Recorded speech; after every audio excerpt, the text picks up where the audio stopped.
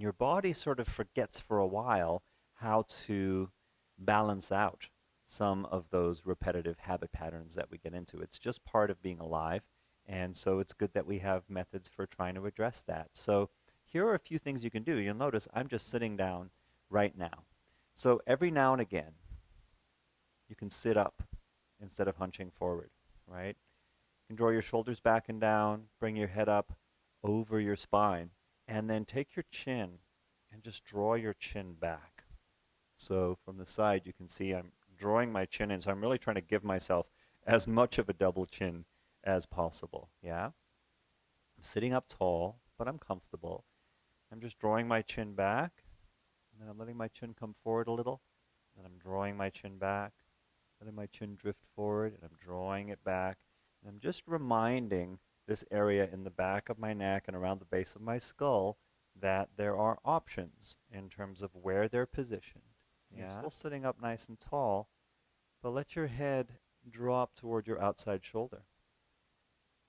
And you should feel this right here on the side of your neck. Take a breath there. And relax into the exhale. You might sigh the breath out if you like. And I'm doing this today without the speakers on because I'm not using music, so I won't be able to hear if I'm breathing on the microphone, so I apologize if that happens. This feels more natural to me. Okay, then come back up to neutral. Just take a moment there. I want to invite you to close your eyes, and with your eyes closed, just tune in on what you feel between the two sides after what you just did. Because part of what happens is we stop prioritizing information that's coming up into our brains from our bodies because we just, again, get into these habit patterns. So really turn on that sensory awareness and notice the difference between the two sides after what we just did. You may not notice anything in particular. That's okay. Think of it as all just being like an exercise, yeah? Let your eyes open. Take your head the other way, so towards the other shoulder. Everyone is asymmetrical. We all have asymmetrical coping patterns and even like just genetic tendencies in terms of how our bodies are shaped. So you might notice for me, as I take my head to this side, it doesn't go quite as far. And for me, that's not because I'm tighter on this side. It's because there's sort of a bony restriction, like there's bone on this side that just goes, okay, that's as far as it goes, right? As opposed to this, yeah, this. So what's it like for you as you go now to the second side? Without forcing anything, we're just reminding your anatomy, and even more than like your muscle and joint and tendon and fascia anatomy, we're reminding your nervous system that you have access to some of these alternative positions to the ones that we tend to get stuck in. You might sigh the breath out there if you like. And then come back up. Take a moment just to close your eyes and breathe. Feel. So the neck is fascinating, right? Your neck is the passageway. It's the superhighway through which all information between your brain and the rest of your body has to travel, right? It's talk about the mind-body connection, right? As if the two were ever separate. But if you want to talk about like the brain connection to the rest of your body, it's your neck. The neck is really where everything has to pass through. Take a breath. Notice the sensations that are emerging now. Okay, so I want to do a similar but slightly different thing. And what it is imagine that there was a pocket on your upper chest on this side. So I'll mirror it for you. So it's on your left upper chest.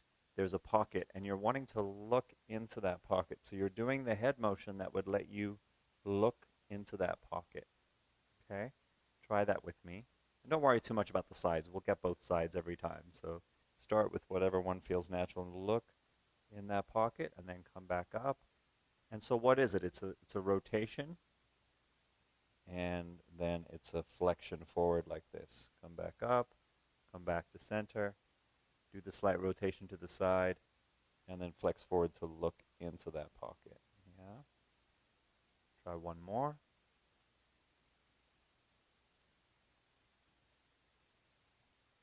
Come back to center. Let's go the other way. So rotate a little and look into this pocket.